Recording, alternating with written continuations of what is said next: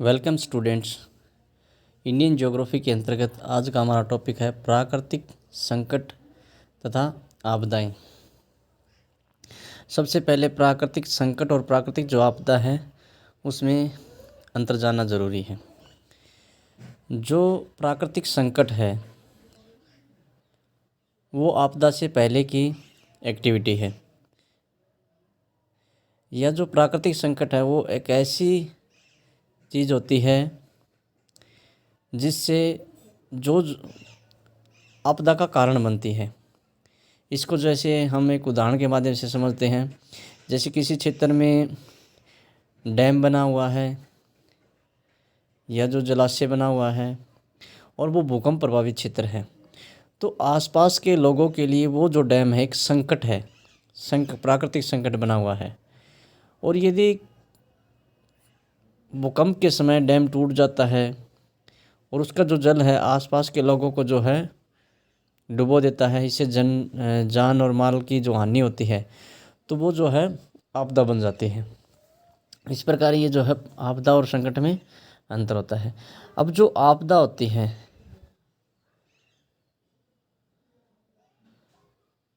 वो जो है हमारा जो एटमॉस्फेयर है उसमें जो बदलाव होते हैं या कुप्रभाव जो होते हैं उससे जान माल को जो हानि होती है और पर्यावरण का डिग्रेडेशन होता है उसको क्या बोलते हैं, आपदा कहते हैं। जैसे कि जो डैम है, जो मैंने उदाहरण दिया था, डैम है वो जो है पहले संकट था और डैम टूटने के बाद आसपास के लोगों को काफ़ी नुकसान पहुंचा है, तो वो आपदा में कन्वर्ट हो गया। इसके अतिरिक्त जो आपदाएं होती हैं वो बेसिकली प्राकृतिक तौर पर रूटीन में घटित होने वाली घटनाएं होती हैं और ये प्रत्येक प्रकार के पर्यावरण में घटित होती है, चाहे वो प्राकृतिक हो, सामाजिक हो, सांस्कृतिक हो, उसमें घटित होती हैं।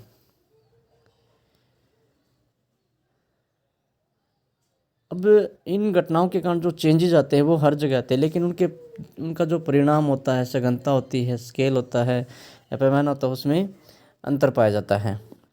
अब ये जो आपदाएं होती हैं, कुछ आपदाएं ऐसी होती हैं जो अचानक घटित होती हैं, कुछ धीरे धीरे घटित होती हैं। धीरे धीरे घटित होने वाली जो आपदाएं हैं उनके बारे में मनुष्य को जल्दी पता नहीं चलता। जैसे स्थलाकृतियों में जो चेंज होता है या उनका धीरे धीरे जो अपर्दन होता है उसके बारे में। और कुछ घटनाएं ऐसी होती हैं जो अचानक घटित होती हैं, जैसे ज्वालामुखी का फटना, सुनामी का आना, ये सडनली अचानक घटित होने वाली घटनाएं हैं। इसके अतिरिक्त कुछ घटनाएं ऐसी होती हैं जिनका जो प्रभाव होता है वो सीमित क्षेत्र तक होता है और कुछ ऐसी होती है जिनका भूमंडलीय स्तर पर होता है। जैसे कि जो आंधी है, तड़ी झंझा है, टोर्नेडो है, इनका प्रभाव एक लिमिटेड एरियाज़ में होता है।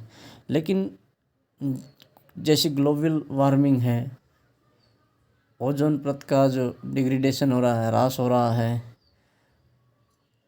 प्रदूषण है, ये जो प्रभाव है इसका वैश्विक स्तर पर होता है। आपदा का अर्थ हमने कर लिया है। इसके पश्चात जो आपदा होती है वो दो प्रकार की होती है, एक तो प्राकृतिक होती है, एक मानवकृत। प्राकृतिक आपदाओं के पीछे जो है प्रकृति का हाथ होता है और इसके पीछे जो पृथ्वी के आंतरिक भाग में और पृथ्वी के भूतल पर जो हलचल होती है उनका कार्यकारण संबंध होता है। अब जो प्राकृतिक आपदाएं हैं वो कई प्रकार की होती है, जैसे कि बाढ़ है, सूखा है, चक्रवात है, तटीय क्षेत्रों का जलमग्न है, भूस्खलन है या जिसको लैंडस्लाइड बोलते हैं, या भूकंप हैं, हिमनदीय झील हैं का टूटना है, ज्वालामुखी एरप्शन है या विस्फोट है। इसके पश्चात है मानवकृत आपदाएं। इसके अंतर्गत जैसे कि रेल और वायुयान दुर्घटनाएं हैं, औद्योगिक दुर्घटनाएं हैं, युद्ध है, आगजनी है, भगदड़, पर्यावरण प्रदूषण, इनके पीछे जो है मानव का हाथ होता है। इनको मानवकृत आपदाओं के अंतर्गत शामिल किया जाता है।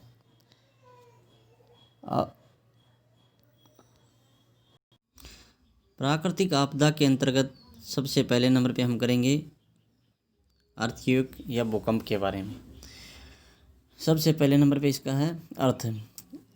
भूकंप क्या होता है? पृथ्वी के आंतरिक के हलचलों के कारण धरातल का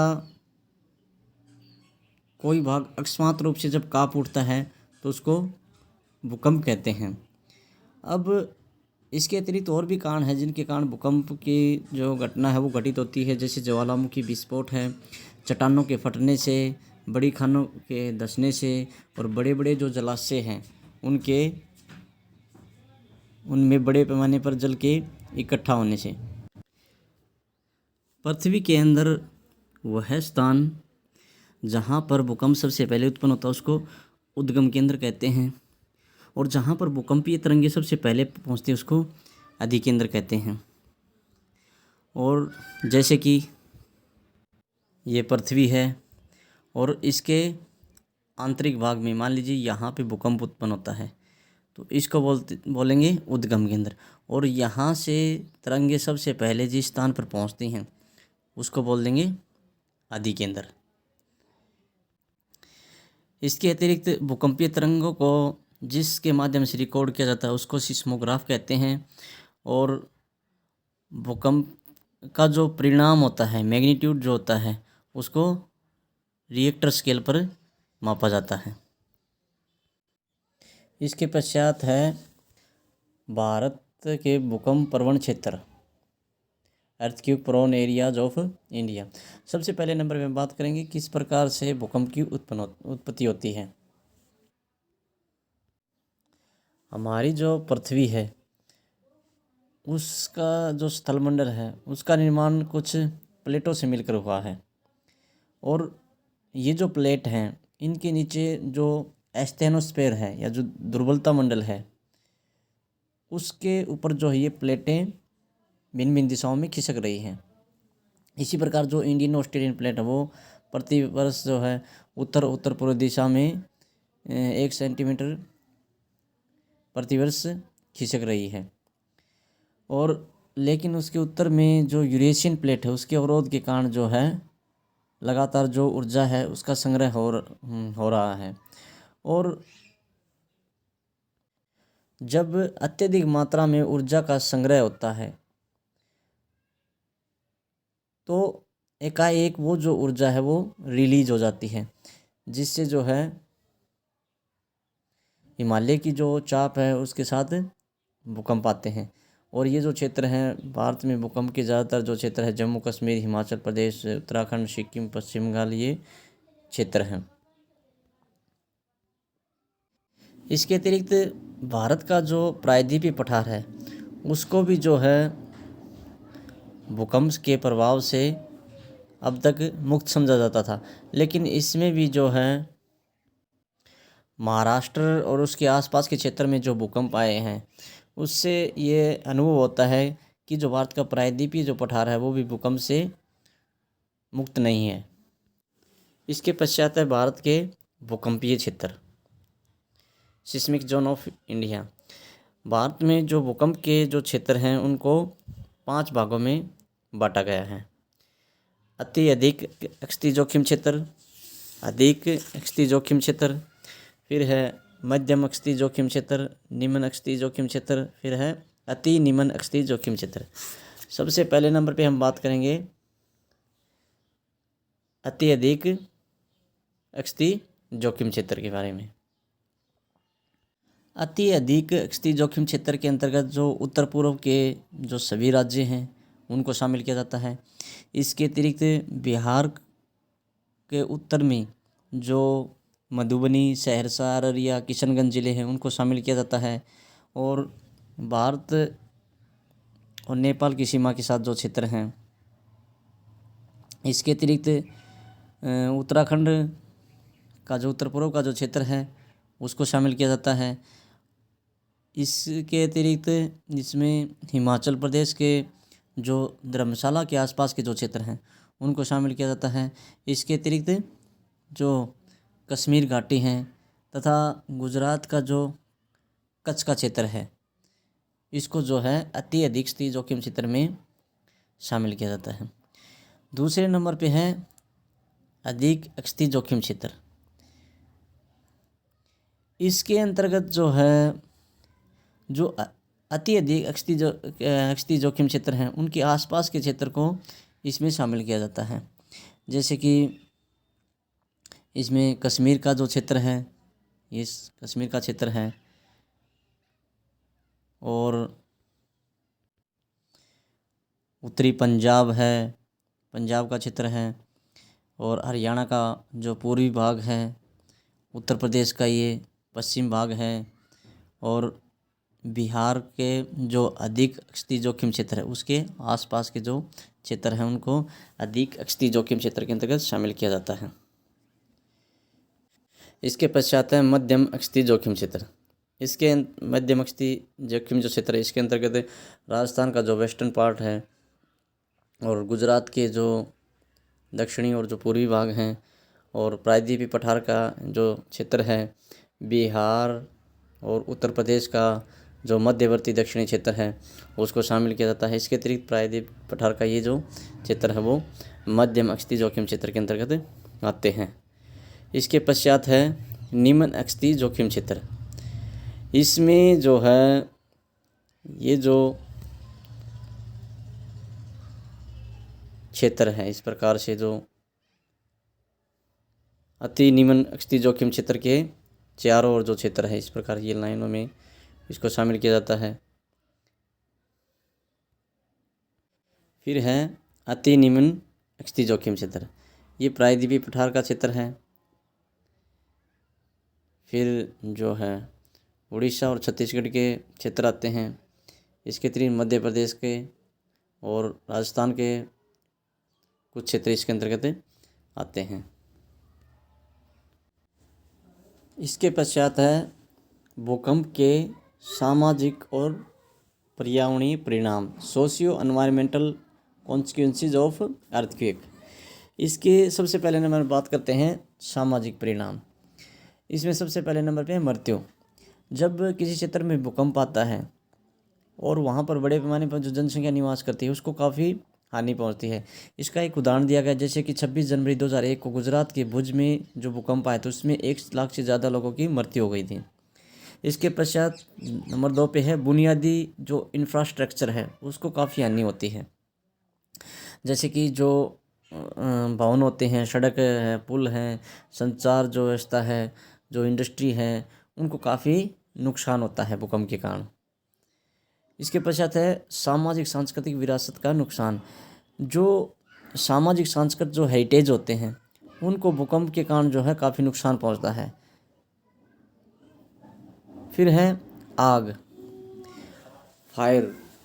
जो भूकंप की घटना घटित होती है उसमें बिजली का जो सिस्टम होता है उसमें काफ़ी गड़बड़ी हो जाती है, उसमें आग लग जाती है। इससे जो ज्वलनशील पदार्थ होते हैं, पेट्रोल और जो पेट्रोलियम के भंडार हैं उनसे हो जाता है तो काफ़ी आगजनी होती है। फिर है बेघर होना, लोगों का बेघर होना। अब जब भूकंप के क्षेत्र में आता है और तो वहाँ पे जो घर होते हैं उनको काफ़ी नुकसान होता है। इससे जो लोग जो हैं बेघर हो जाते हैं। फिर है भूकंप के पर्यावरणीय प्रभाव। सबसे पहले नंबर पे है भूस्खलन। भूकंप की जो घटना होती है वो ज़्यादातर हिमालय जो क्षेत्र होते हैं, पर्वतीय जो क्षेत्र उनमें घटित होती हैं। और जो भूकंप आता है उससे लैंडस्लाइड या भूस्खलन की क्रिया होती है, जिससे जो नदी के मार्ग हैं वो अवरोध भी हो जाते हैं और इससे जनधन की काफ़ी हानि होती है। फिर है सुनामी। अब जो समुद्री क्षेत्र में भूकंप की जब घटना घटित होती है तो ऊंची ऊंची लहरें उठती हैं। जैसे कि 2004 में जो सुनामी की घटना घटित हुई थी तो उस समय जो है लाखों लोगों की मृत्यु हो गई थी। इसके पश्चात हैं दरारें।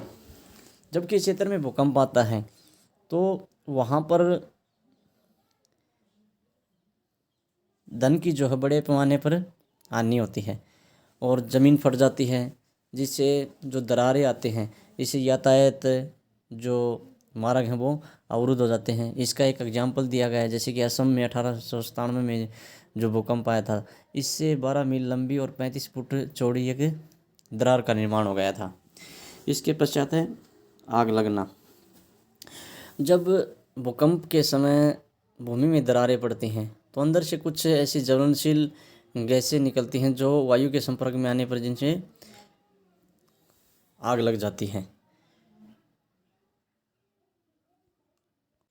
इसके पश्चात है बाढ़ का आना। जब भूकंप की घटना के कारण जो है कोई क्षेत्र ऊपर उठ जाता है, कोई भूखंड नीचे धंस जाता है, तो इससे नदियों का जो मार्ग है उसमें परिवर्तन आ जाता है। तो अवरोध होने से जो मार्ग में परिवर्तन आता है तो उससे जो आसपास के क्षेत्र में बाढ़ आने की संभावना बनी रहती है, या बाढ़ के समय जो आसपास के क्षेत्र जल में डूब जाते हैं। तो इस भूकंप जो है बाढ़ का भी एक। इसके पश्चात है भूकंप का संकट का न्यूनीकरण, यानी कौन कौन से ऐसे तरीके हैं जिनसे हम भूकंप का जो प्रभाव उसको कम कर सकते हैं। सबसे पहले नंबर पे है भूकंप केंद्र की स्थापना करना, जिससे लोगों को जो है सूचना, जो इन्फॉर्मेशन है वो पहुंचाई जा सके। जो जीपीएस है, ग्लोबल जियोग्राफिकल पोजीशनिंग सिस्टम है, उसके माध्यम से जो प्लेट है उनकी हलचल के बारे में पता लगाया जा सके। इसके पश्चात है जो भूकंप संभावित क्षेत्र है उनका एक मैप तैयार किया जाए, ताकि भूकंप प्रभावित या भूकंप संभावित जो क्षेत्र हैं उनकी जो सूचना है वो लोगों तक पहुंचानी चाहिए, उसके प्रति लोगों को शिक्षित करना चाहिए। फिर भूकंप जो प्रभावित क्षेत्र हैं उनमें घरों का जो डिज़ाइन है उसमें सुधार करना चाहिए। जैसे कि जो अधिक भूकंप प्रभावित क्षेत्र हैं उनमें जो ऊंची ऊंची इमारतों का निर्माण न किया जाए, बड़े बड़े जो संस्थान हैं उनका निर्माण न किया जाए, और ज़्यादा शहरीकरण को बढ़ावा न दिया जाए। इसके पश्चात प्राकृतिक आपदा के अंतर्गत है सुनामी। सुनामी जो शब्द है वो जापानी भाषा के दो शब्दों से मिलकर बना है, टीसू प्लस नामी, टीसू और नामी।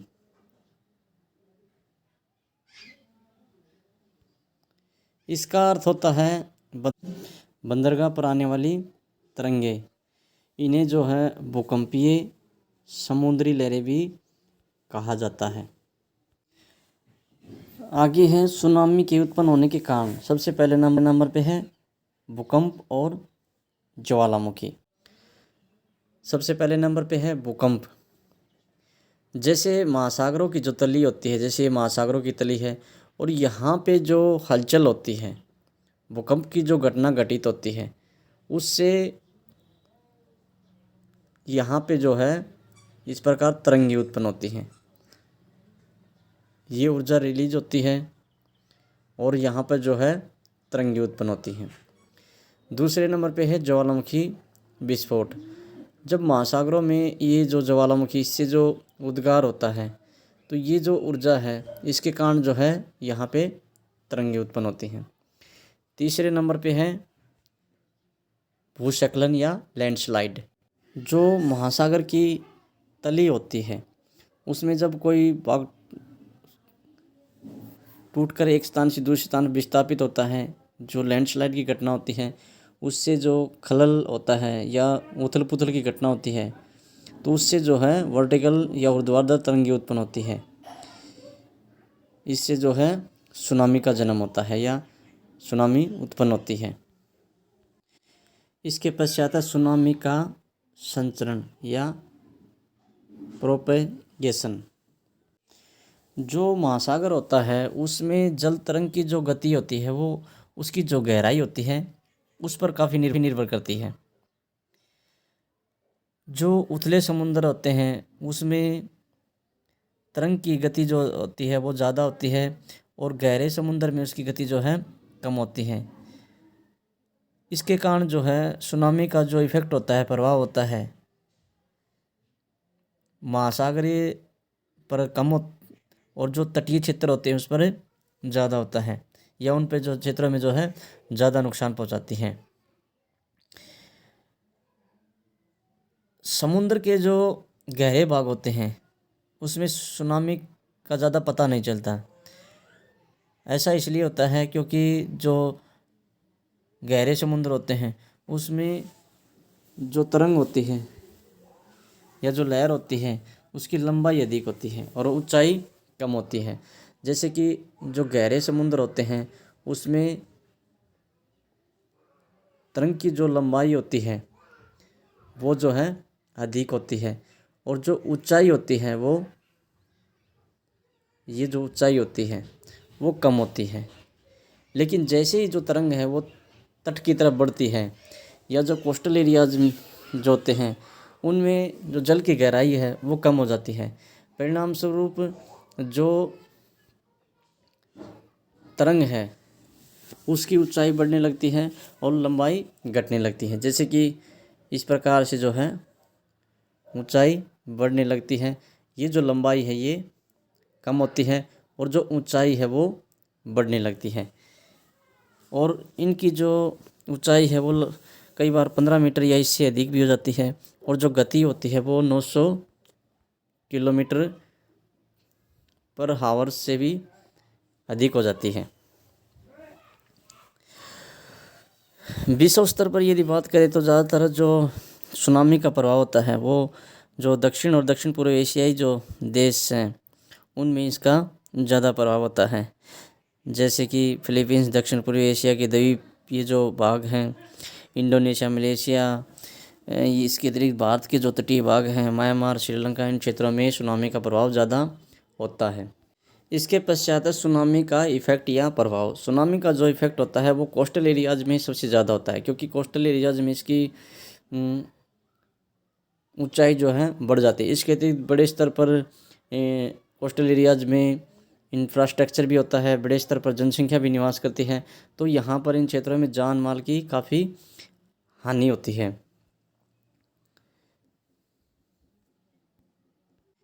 इसके पश्चात है सुनामी से बचने के कुछ उपाय।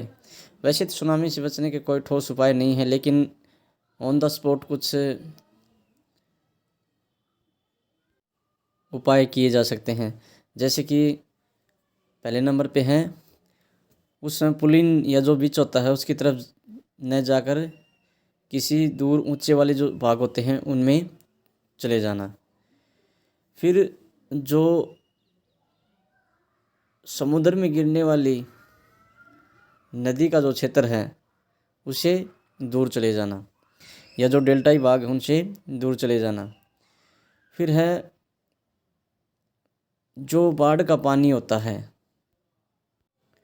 उससे दूर चला जाए क्योंकि जैसे ही सुनामी लौटती है या सुनामी के बाद जो है समुद्र का जो पानी होता है वो तेज़ी से वापस समुद्र की ओर जाता है। फिर है सुनामी के ख़त्म होने की सूचना की प्रतीक्षा करनी चाहिए। इसके अतिरिक्त पक्षियों का जो व्यवहार होता है उससे भी जो है इसका पता लगाया जा सकता है। इसके पश्चात है उष्णकटिबंधीय चक्रवात या ट्रॉपिकल साइक्लोन।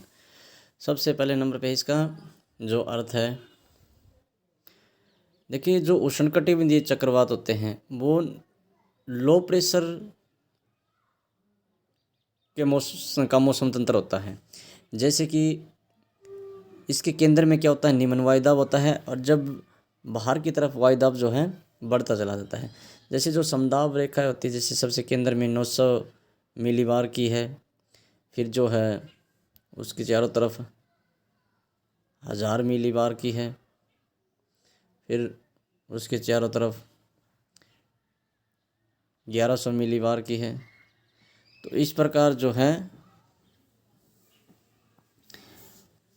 उष्णकटिबंधीय चक्रवात में केंद्र से बाहर की तरफ वायुदाब बढ़ता है और इस वायुदाब में, इस चक्रवात में जो पवनों की दिशा होती है वो उत्तरी है घड़ी की सुई की विपरीत दिशा में, यानी बाहर से केंद्र की तरफ पवनें चलती हैं, क्योंकि जो वायुदाब है वो केंद्र में कम होता है और बाहर की तरफ बढ़ता जाता है। तो पवनें जो होती हैं वो जो है बाहर से केंद्र की तरफ चलती हैं। दक्षिणी गोलार्ध में जो पवनें हैं वो घड़ी की सुई की दिशा में चलती हैं, जैसे इस प्रकार से चलती हैं।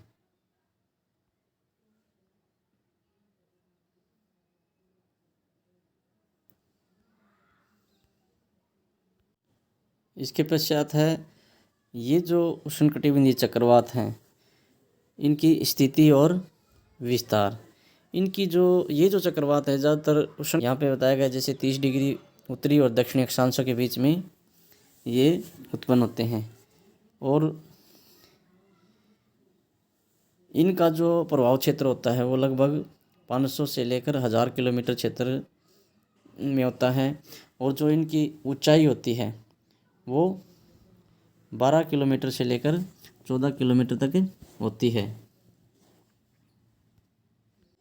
इसके पश्चात है जो चक्रवात है, उष्णकटिबंधीय चक्रवात है, उसके उत्पन्न होने की दशाएं। सबसे पहले नंबर पे है जो विस्तृत समुद्र क्षेत्र होता है उसका टेम्परेचर 27 डिग्री सेल्सियस से अधिक होना चाहिए, ताकि बड़े स्तर पर जो ह्यूमिडिटी है वो चक्रवात को मिल सके। फिर है जो कोरियोलिस फोर्स है वो चक्रवात का जो केंद्र का निम्न वायुदाब का जो क्षेत्र है उसको जल्दी से भरने नहीं देता।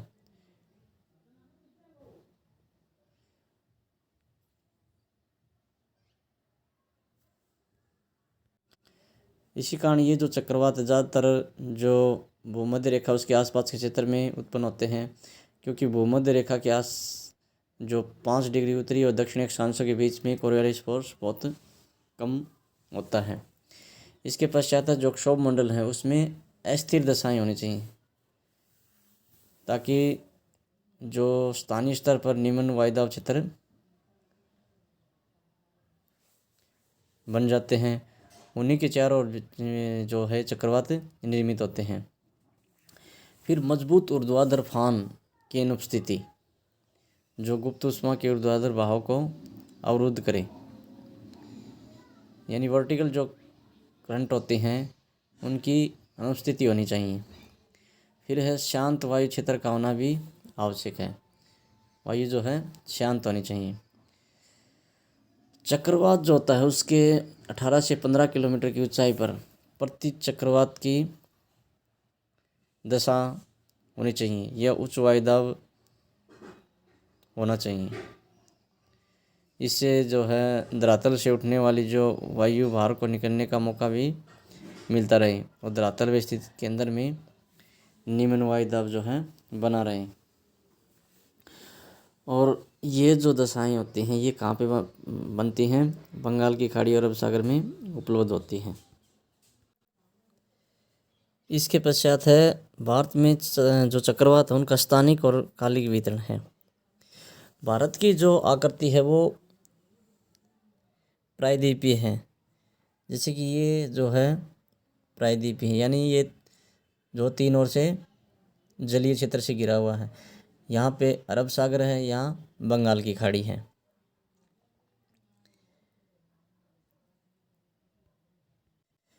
भारत में जब मानसून की ऋतु होती है उस समय जो है 10 से 15 डिग्री अक्षांशों के बीच में चक्रवात उत्पन्न होते हैं। जैसे ये 10 डिग्री और ये 15 डिग्री, इन्हीं अक्षांशों के बीच में जो है चक्रवात उत्पन्न होते हैं। और जो बंगाल की खाड़ी है उसमें ज़्यादातर जो चक्रवात हैं वो अक्टूबर और जो नवंबर का महीना होता है उसमें ज़्यादातर चक्रवात उत्पन्न होते हैं। और अक्टूबर और नवंबर के महीने में ये जो 21 डिग्री और 16 डिग्री, यहाँ पे 16 डिग्री अक्षांशों के बीच में उत्पन्न होते हैं। इसके अतिरिक्त जो 92 डिग्री देशांतर रेखा है इसके पश्चिम भाग में ये यहाँ पे पैदा होते हैं या उत्पन्न होते हैं। और जो जुलाई का महीना होता है उसमें ज़्यादातर ये सुंदरवन जो डेल्टा है, ये जो डेल्टाई भाग है, इसमें इसके नज़दीक उत्पन्न होते हैं। इसके पश्चात है भारत में उष्णकटिबंधीय चक्रवात के संभावित क्षेत्र। सबसे पहले नंबर पे अति एक्सती जोखिम क्षेत्र हैं। इसके अंतर्गत ये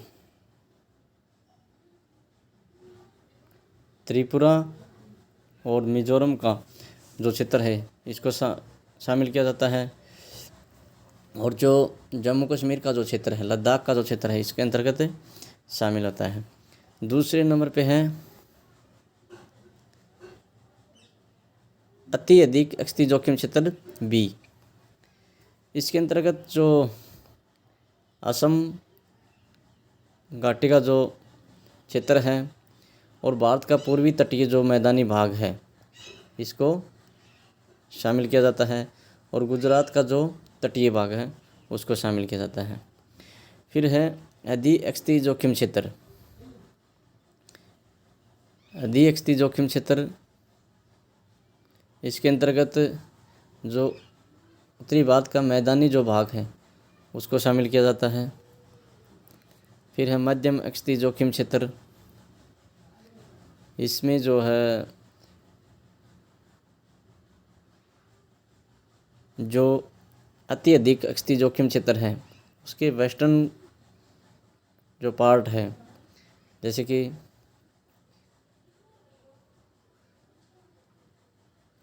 तेलंगाना का, उड़ीसा का जो पार्ट है, आंध्र प्रदेश के कुछ क्षेत्र हैं, इसमें शामिल होते हैं।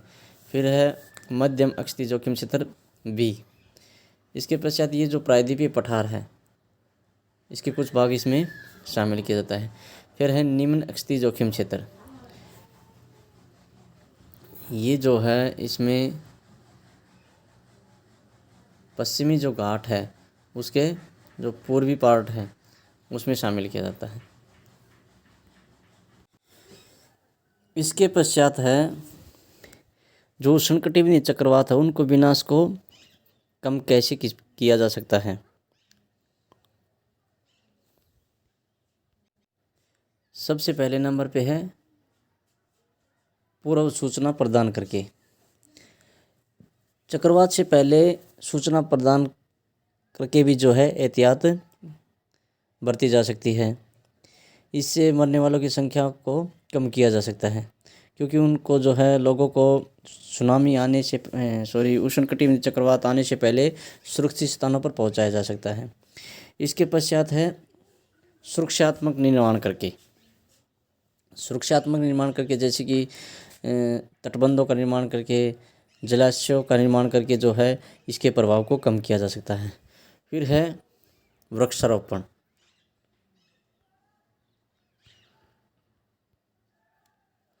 वृक्षारोपण जो है, जो कोस्टल एरियाज हैं उनमें अत्यधिक मात्रा में बड़ी संख्या में पेड़ों को लगाकर भी जिसके प्रभाव को कम किया जा सकता है। फिर है जो बीमा है या सामाजिक सुरक्षा है, जैसे पशु हैं, फसल हैं, मनुष्य हैं, उनके बीमा करने से भी ये जो संकट की घड़ी है उसमें आर्थिक सहारा लिया जा सकता है।